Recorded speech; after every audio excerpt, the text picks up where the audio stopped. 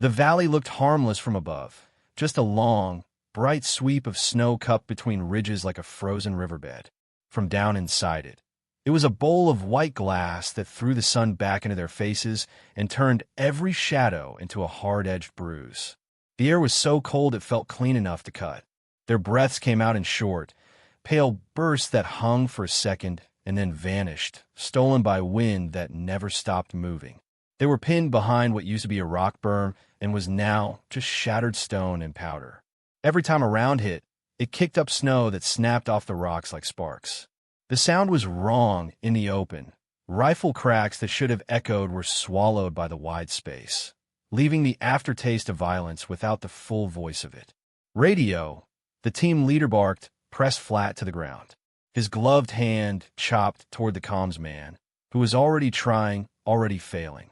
The handheld hissed, coughed, and gave back nothing but clipped half-words that didn't belong to them. Dead air, a faint whining overtone that came and went like a mosquito inside a jar. Nothing, the comms man said, voice tight with the effort of not panicking. Can't raise higher. Can't get the bird. It's like somebody's sitting on us. The medic finished, eyes scanning the snow line where it met rock. He was dragging a wounded operator by the straps of his vest. The wounded man's left hand was clamped over his own side. Blood soaked through a glove and turned the snow beneath him a dull pink. Across the bowl, on the ridge line, the enemy fire came in disciplined pulses. Not random spray. Bursts that walked their position with patient intent, making them flinch and flatten and waste seconds they didn't have. Somewhere higher, an RPG team sent a round that detonated close enough to shower them in ice chips and rock fragments. It wasn't a direct hit. It didn't need to be. It was a message. The only route out, a narrow cut between two boulders, belonged to the enemy now. The team leader lifted his head just enough to look over the broken berm. A round struck the rock near his cheek and chipped it. He jerked back, eyes wide for a flicker. Confidence rattled, not broken, but shaken like a compass near a magnet. His hand flashed a signal toward the rear, where the snow dipped into a shallow depression. "Stand down," he shouted without using the radio, voice already hoarse. "Hold. No shots unless I call it. Protocol. Risk of crossing fire. Unknown angles." The caution of someone who'd seen a friendly mistake turn into a funeral and had decided never again. Another burst hit. The wounded operator groaned and tried to push himself up, then collapsed, face pressed to the snow. The medic tried to move him again, but every inch of motion drew fire. Rounds stitched a line behind them, as if the enemy could read their thoughts and was underlining each one with lead. The geometry of the kill zone became clear the way a trap reveals itself once you're inside it. High ridge line, dominant. Lateral spur on the left, second angle. Crossing lanes that punished any sprint and made cover a lie. They weren't just being shot at. They were being held in place, shaped, herded. Behind them, in that shallow depression, a figure lay so still she might have been part of the snow. A woman, rifle tucked in her shoulder, cheek welded to the stock. Frost clung to the fibers of her face covering. Her eyes were the only thing that moved, slow and deliberate, tracking. She had been told to hold. She had been told, in a tone that meant it, to do nothing. She did not argue. She didn't need to. Calm lived in her chest the way it lived in the mountains, cold, steady, indifferent to noise. Her optic fogged for a heartbeat. She eased her hand up, wiped it with a cloth that came from a pocket without looking, and settled again. She watched the wind take loose snow off the ridge in thin streamers. She watched how those streamers curved. She watched a glint that appeared and vanished near a rock crown, too sharp to be ice, too deliberate to be chance. The world narrowed until there was only her inhale, her exhale, and the small metallic click of safety. She fired once. The shot was sharp, but the wind swallowed it like a secret. No dramatic recoil, no flourish. Just a single note in a storm. For a heartbeat, the enemy's volume faltered. Not because they were afraid of bullets. Everyone out here was used to bullets, but because something essential had been taken away, something that made their plan run clean. It was like watching a machine skip a gear. Fire that had been walking their position stuttered, drifted, became less sure. The team leader felt it before he understood it. "Move," he snapped, and the medic seized the half-second like a man grabbing the edge of a cliff. He hauled the wounded operator deeper behind the shattered rock, breath burning his lungs, knees scraping stone. The others shifted, bought inches, saved blood. Then the enemy fire surged again, angry now, searching. The team leader looked back toward the depression, jaw tight, and for the first time his eyes found the woman. Not as an attachment, not as an afterthought, as a factor. What did that one shot hit? Person, device, or something else that the enemy couldn't replace? Hours earlier, the mountains had been quiet enough that the crunch of boots sounded disrespectful. Daylight had come pale and hard, casting long shadows over ridgelines and turning every rock into a black tooth in the snow. The team moved in a staggered line, keeping spacing, reading the terrain with the kind of attention that looked like paranoia to anyone who hadn't earned it. Their mission had been simple in the way missions often were on paper. A remote monitoring node had gone silent. Verify it. Recover its data module. Get out before weather, shut the window, and the bird couldn't land. Not a raid, not a rescue, not a chase, just a short, surgical walk into the cold and back out again. The leader, Captain Rourke, had a face carved by wind and decisions. He carried authority like a rucksack, balanced, heavy, never set down. He spoke in short lines, not because he liked being dramatic, but because he didn't waste air. Beside him, Greer, the comm specialist, kept touching his radio the way a man touches a sore tooth. He'd already complained about intermittent interference in the valley ahead, about the satellite link taking longer to handshake, about the way the air felt busy. The medic, Santos, moved with a careful impatience, always checking hands, straps, faces. If he couldn't stop the bullets, he could at least prepare for what they did afterward. The two assaulters, Mac and Hale, were the kind of men who communicated with shoulder taps and eyebrow flicks more than words. They carried their rifles low, muzzles slightly down, ready to rise. And then there was the attached shooter, brought in last minute. She'd arrived in the pre-dawn with no fanfare, gear already packed, eyes already awake. Juno, they called her on paper. She had the look of someone who didn't believe in luck. Not because she was cynical, but because she refused to outsource survival to anything she couldn't control. She spoke little. When she did, it was to say things like straps loose, or ice sheen on that rock, or winds shifting left. Information, not personality. She carried an extra battery pack and a compact pouch of tools. Not vanity equipment. Practical. The kind of things that told you she expected something to fail and planned to keep working anyway. Mac had glanced at her rifle case and whistled softly. "Overqualified for Overwatch," he'd muttered, trying to turn surprise into humor. Hale had squinted up at the sunlit snowfield and shook his head. "Glare up here, we'll eat you alive. Hope you like shooting ghosts." Juno hadn't reacted. She'd simply looked at the terrain, then at the wind, then at the way the snow lay in uneven crust where someone had stepped days earlier. She filed everything away like a quiet accountant of danger. Rourke had watched her longer than he watched anyone else. Not because he doubted her skill, but because he doubted the way the situation would treat skill. He had a history with supporting shots, a past incident that lived in the back of his skull like shrapnel. Months ago, another unit, another valley, a call for Overwatch that came too late and with too little clarity. A single shot taken under pressure, a silhouette mistaken. The aftermath had been swift and permanent. Reports, investigations, a family that didn't care how many apologies came wrapped in flags. Rourke had survived it, but something in him had tightened. He'd learned caution the way a man learns to flinch. So he'd made rules. Hard rules. No shots unless called. No freelancing, no matter how good you were. The policy wasn't about control. It was about preventing a repeat of the one memory he couldn't scrub away. As they moved toward the ridgeline where the monitoring node sat, Greer's radio had started to act up. Not the usual static. A thin, unnatural whine that rose and fell. Like a high note just beneath hearing, the kind you felt more than heard. Juno had paused, looking down at the snow where the sun made everything look clean. That's not normal. Greer had frowned at the handset. Interference. It's not just interference, she'd said. Her gloved finger pointed at the snow near a cluster of rocks. Clean patch. Straight edge. Snow doesn't do straight edges unless something made it. Mac had leaned in, squinting. Could be a drift. It could be a buried cable, Juno said, voice even. Or a repeater placed in the open and covered.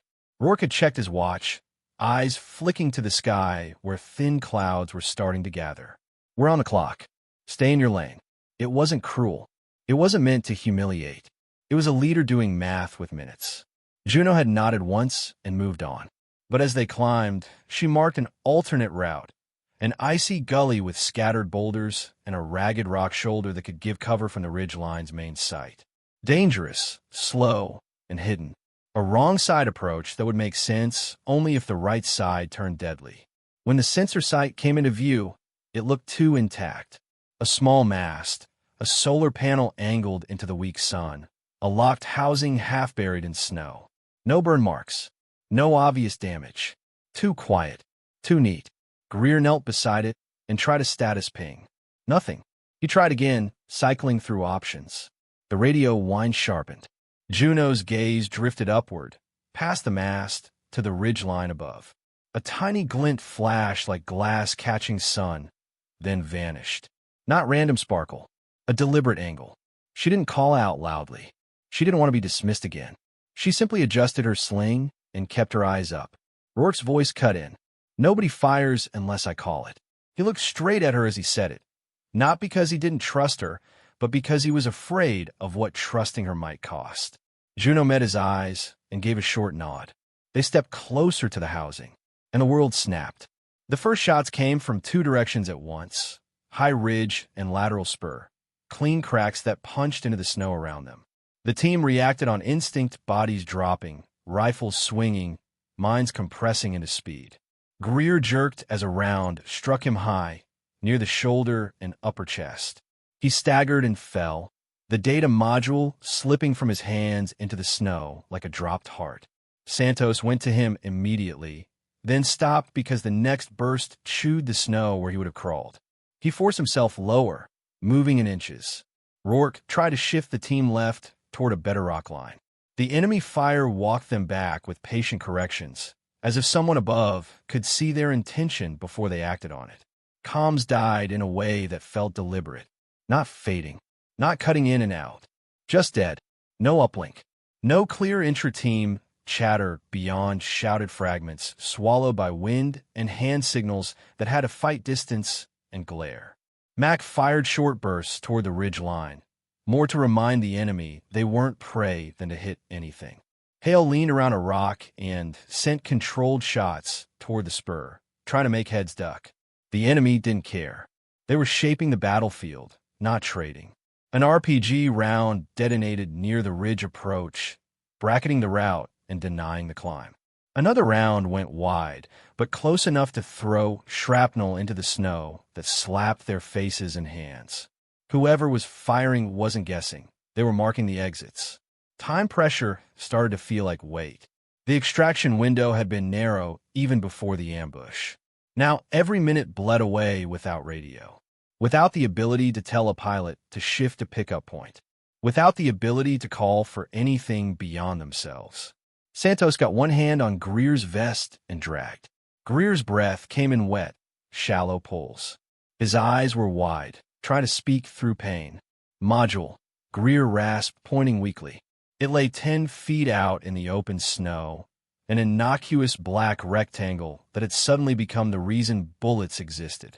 Juno, behind the team in that shallow depression, watched the pattern. Every time someone tried to inch toward the module, the enemy fire intensified and tightened. It wasn't a coincidence. It was a leash. They weren't trying to destroy it. They wanted it intact. They wanted someone to reach for it. Two more shooters appeared lower on the flank, using snow berms as stepping stones, closing distance with careful timing. Not a wild rush, an intentional squeeze. Ammo began to drain. Mac's barrel smoked faintly. He switched to shorter bursts, forcing himself to breathe between them. Hale slapped a fresh magazine in, But the weight of his remaining pouches felt different now, lighter, more finite. Wind rose and loose snow lifted in thin veils. It wasn't a full whiteout, but it distorted depth, softened edges, and made the ridge line shimmer. The glare turned the enemy's positions into suggestions rather than shapes. Roar tried smoke. The canister hissed and produced a thick bloom for half a second before the wind tore it apart into a thin ribbon that drifted uselessly, giving the enemy more cover than them.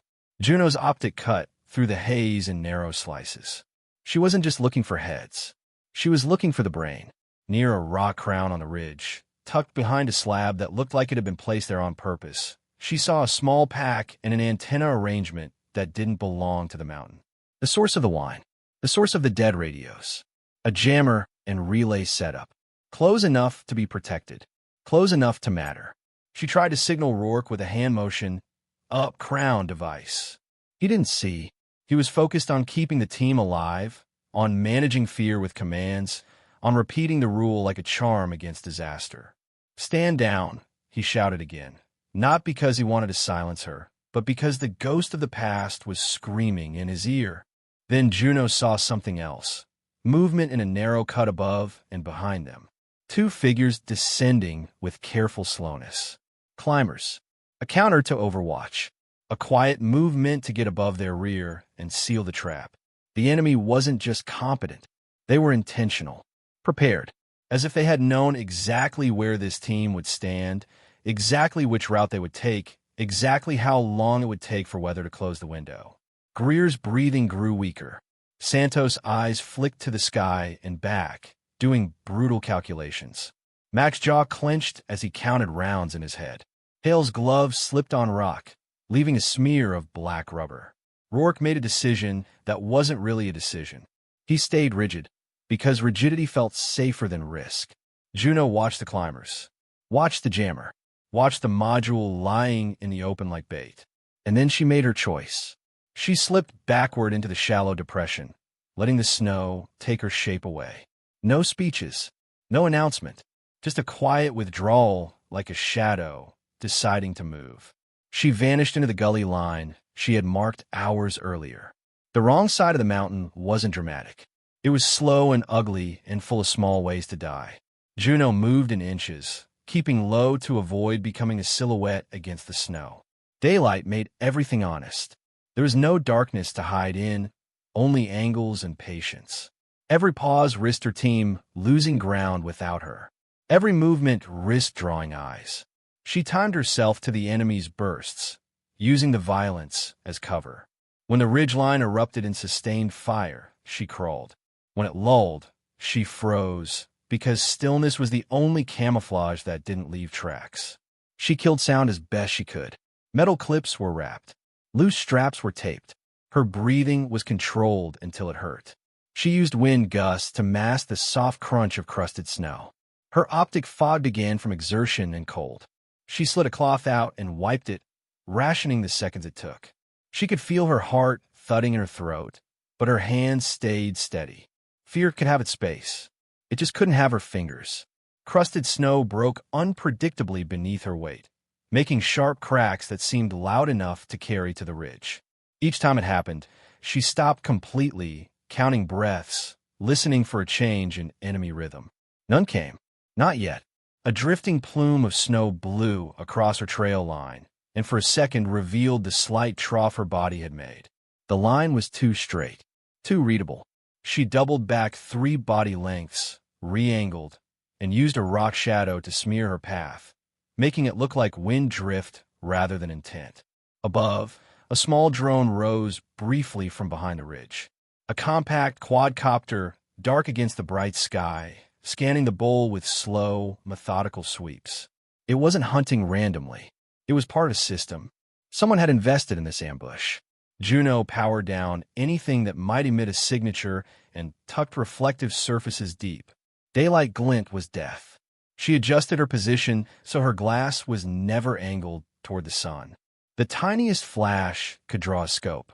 The tiniest mistake could end before she ever fired. As she climbed, she found the climber's route from above, a narrow cut that led toward the rear of her team's position.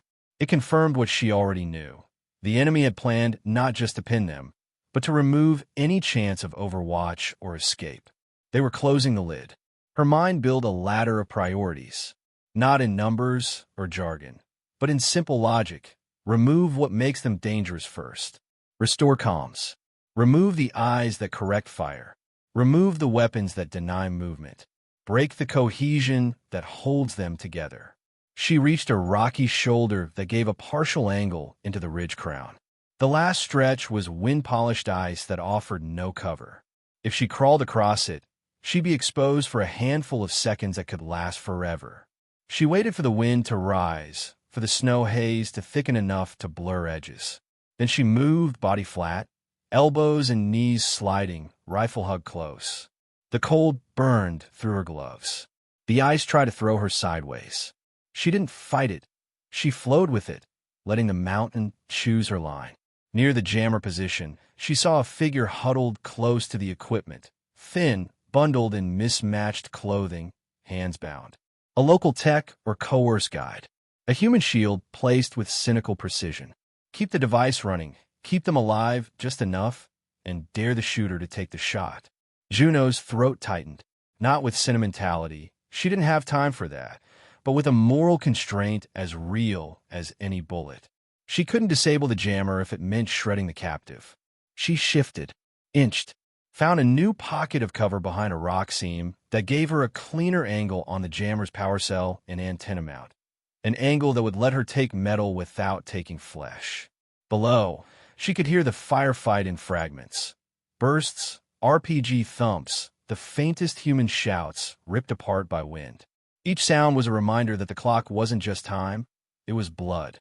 She set her rifle, let her breathing slow, and built stillness around herself like armor. Then she saw the enemy commander step into view near the ridge crown, gesturing toward the bowl, directing with the calm confidence of someone who believed the trap was already closed. A runner crouched nearby, with a pack. The data module would be moved soon. Juno's jaw tightened. The moment for patience was ending. She aligned her crosshair, not on the commander, not yet, but on the jammer's vulnerable point. The world narrowed again. Inhale. Exhale. Click. She fired. The shot struck the jammer's power cell and antenna mount at a precise angle, shattering the connection and collapsing the device's purpose without sending fragments into the captive. The equipment sparked, once a small, bright flower in the cold. Down in the bowl, radios chirped back to life in broken bursts, imperfect but real. A short crackle, a clipped syllable, a call sign that had been a ghost minutes ago. Rourke heard it and froze for a fraction of a second, brain catching up to reality. Uno. Greer's weak voice came through, distorted and thin, like a man speaking through water. Rourke's eyes snapped toward the rear depression where he expected her to be. It was empty. Above, in his earpiece, Juno's voice came calm and level. Overwatch. Ridge Crown. Comms restored partially. For the first time since the ambush began, Rourke understood the truth. She wasn't behind them. She was above the fight. Copy, he said, and there was something in that single word that sounded like relief and shame braided together. We're pinned. One wounded critical. Module dropped 10 out. Seeing it, Juno replied. Stand by. Competence wasn't loud. It was a sequence of choices made correctly under pressure. Juno's next target was the eyes. On the ridge, a radio operator or spotter crouched near a rock outcrop, relaying corrections. She could tell by posture, by the way other shooters glanced toward him after each burst. He was the one turning chaos into geometry. She took him first. One clean hit. He crumpled, and the enemy fire immediately lost its sharpness, drifting wider, searching instead of guiding. Second, the RPG team lead. Not the man holding the tube. The tube was replaceable, but the one calling the brackets, the one gesturing, the one setting the rhythm of denial. Juno tracked him for 3 breaths, waited for him to step clear of cover, and fired. He went down, and the remaining RPG gunner hesitated, suddenly without instruction, suddenly aware that someone was watching. Third, the crew-served weapon that anchored the kill lane. It wasn't just a gun. It was a problem that kept the team's heads down. Juno didn't need to destroy it. She needed to stop it from speaking. She hit the gunner, then the feed area, forcing the position into frantic, clumsy silence. Below, Rourke seized the opening. Santos, drag it back on my mark. Mac, Hale, controlled pairs. No burn. We move like we mean it. Fear tried to rise in their chests, but function held it down. Mac shifted fire into short, disciplined shots. Hale mirrored him, keeping the spur honest. Santos crawled to Greer, pressed a hand to the wound, and hauled him an inch at a time to deeper cover. Ammo was low enough now that every trigger press felt expensive. Mac slapped his last fresh magazine in and mouthed a silent count. Hale checked his pouches and found more emptiness than comfort. The enemy adapted. It happened the way predators adapt when prey surprises them, fast and mean. They realized there was overwatch. They couldn't see it clearly, but they could feel it in the way their force multipliers were dropping. A hunter pair broke off from the ridge, moving toward the cut that led up to Juno's shoulder. She had seen that route earlier. Now they used it to come for her, climbing with careful urgency, heads low, weapons slung until needed. They weren't panicked. They were professionals adjusting to new pressure. The drone rose again, scanning higher this time, angling toward the shoulder. It wasn't just looking for movement. It was looking for muzzle flash, for heat, for anything that could betray her. Juno didn't sprint. Sprinting was how you died. She micro-repositioned by inches, not yards, shifting her rifle and body so she never broke the skyline, so her glass never caught sun. She used rock to mask her outline. She let the drone pass, holding still until stillness became pain. On the ridge crown, the commander stepped forward again, impatient now.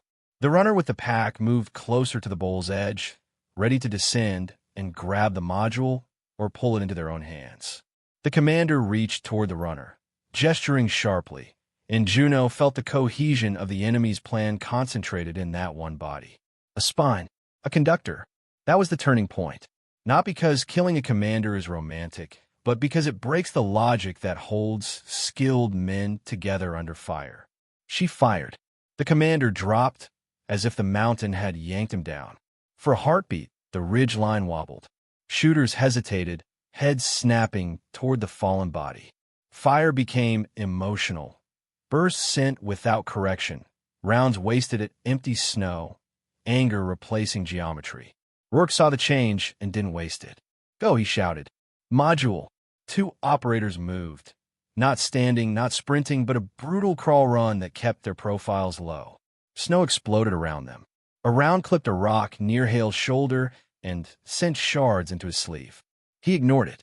Mac reached the module first, scooped it, and shoved it into his pouch as if it were a live grenade.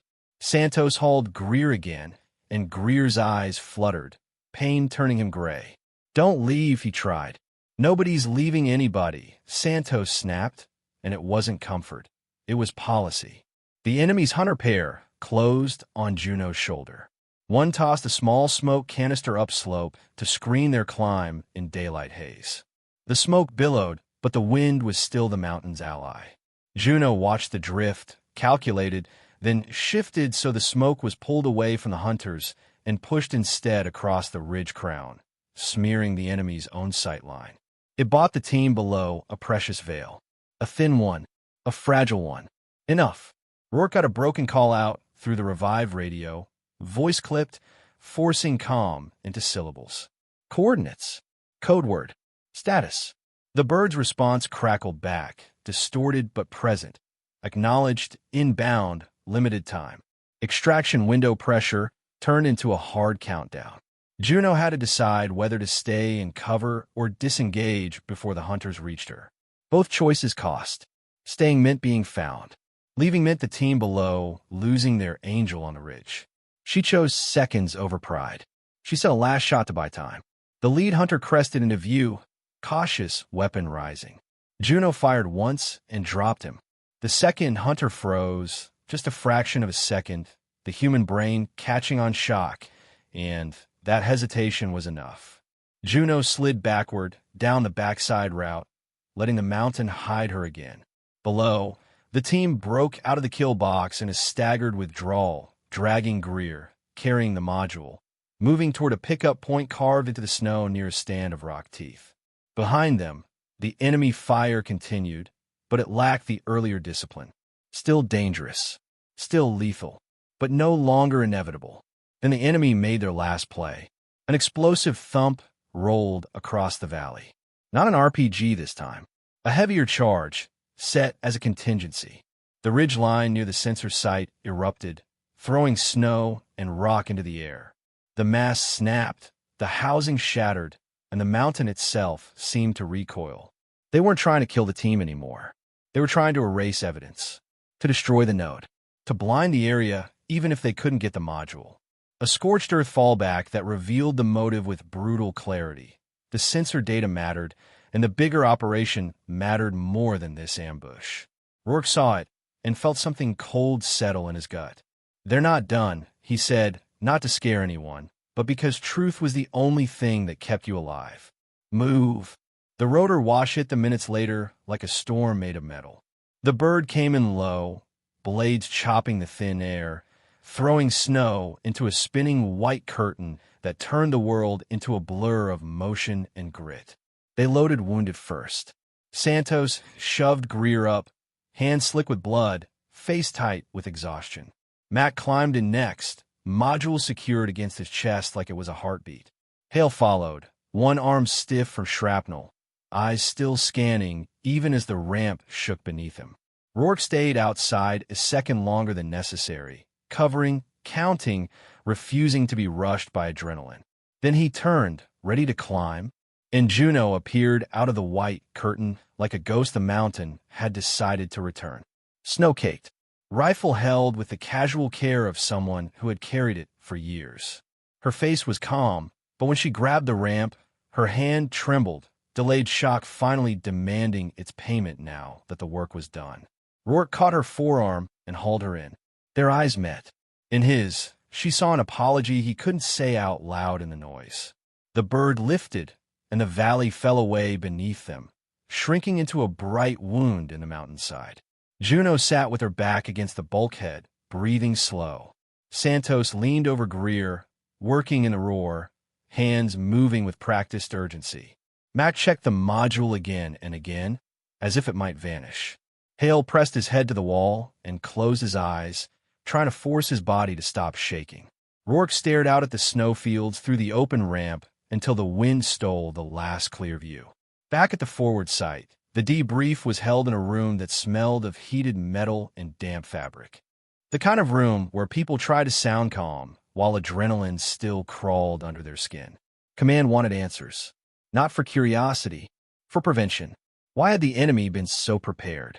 Why had their fire been so disciplined? Why had they known the route? Mac placed the recovered module on the table like a confession. A tech team opened it with careful hands, extracting the data inside. The screen lit up with logs, patrol timings, response windows, sensor triggers, movement patterns. The node hadn't just been collecting weather or wildlife. It had been mapping human behavior in the mountains with the patience of a predator. Someone had been watching the watchers. The enemy's motive came into focus like a lens clearing. They had wanted two things, a trophy and a blind spot. A propaganda capture or kill of a top-tier unit would echo beyond the valley, a message meant to travel faster than bullets. And stealing, or failing that, destroying, the node's intelligence would blind the area long enough to push a larger operation through. Weapons, personnel, something that needed the mountains quiet. Today's ambush had been a test, and a trophy attempt rolled into one. Rourke listened, jaw tight, the weight of it pressing on him. When the room shifted toward Juno, toward the question of why she had been ordered to hold fire, he didn't let it land on her shoulders. "That was on me," he said. The room went still. Not dramatic stillness. The kind that happens when people realize the truth is about to cost someone. Rourke swallowed once. "I've had a supporting shot go wrong before. Different terrain. Different pressure. It ended with a body bag that shouldn't have been zipped. I made rules afterward. Hard rules. I told myself it was discipline." He glanced at Juno, and the apology in his eyes sharpened into words. It was fear. And today, Fear almost got my people killed. No one interrupted. No one needed to. In the silence, the hum of the heater sounded loud. Juno didn't flinch from it. She didn't take pleasure in being right. She simply said, "Rules matter. So does reality." The captive near the jammer was brought up next. The local tech, alive, shaken, hands bruised from restraints, had been recovered after the enemy broke and fled. They'd been forced to maintain the jammer and assist in the node's compromise, kept alive as a shield and a tool. When someone asked why Juno hadn't taken the jammer earlier, why she'd waited for the angle, she answered with the same flat clarity. Because he was there. Simple, not heroic, just a line in her moral map that she would not cross. The extra battery pack and tools she carried were noted too. Her optic had threatened to fog and fail. In the cold, small failures became lethal. She'd expected friction and planned for it, because planning was what replaced luck. After the formal words were done, the room emptied in the slow way people leave when they're still carrying the fight in their bones. In the hallway, Santos caught up to Juno and held out a canteen. No speech, no praise, just the canteen passed to her first, a small reversal of the way she'd been treated at the start. Mac nodded once as he passed, eyes tired but honest. Hale gave her a look that said he doubted her and would carry that doubt like a bruise for a while. Rourke lingered last. He held the module for a moment, then set it into Juno's hands. The gesture was quiet, but it was heavy, an acknowledgement, an apology, a surrender of pride. "You rewrote the day," he said. Juno looked at the module, then at him. "I did the work. That's what I mean," he replied, voice low. "The work." For a second, her composure cracked. Not into tears, not into drama, but into a brief, human exhaustion that made her eyes look farther away. "Being doubted doesn't stop," she said, and it wasn't bitterness. It was a fact. You just get used to carrying it with the rest of the kit. Rourke nodded, accepting the weight of that truth without trying to fix it with words. Later, on the tarmac, the bird sat with its rotors stilled, snow melting off its skids in thin streams. The daylight was already fading behind clouds building over the mountains. Weather was coming in. The window was closing, just like the plan had warned. Juno walked up the ramp alone, not because she wanted isolation, but because she was used to it. Halfway up, she paused and looked back toward the range of white peaks. Somewhere out there, a valley lay quiet again, pretending it hadn't tried to swallow them. Somewhere out there, an enemy force had learned that traps don't always close clean, that a single missing gear can grind a machine into failure. Juno's face was calm, but the tremor in her hands had returned now that there were no more targets to solve. That was the cost. Fear held back until it was safe to feel it. She rested her palm on the cold metal of the ramp and let the wind hit her face. Respect, she thought, isn't granted by volume or swagger. It's earned in the quiet seconds when fear is loudest and the job still gets done. Then she climbed inside, and the ramp rose behind her, sealing the cold out as the mountains remained, silent, indifferent, and endlessly watching.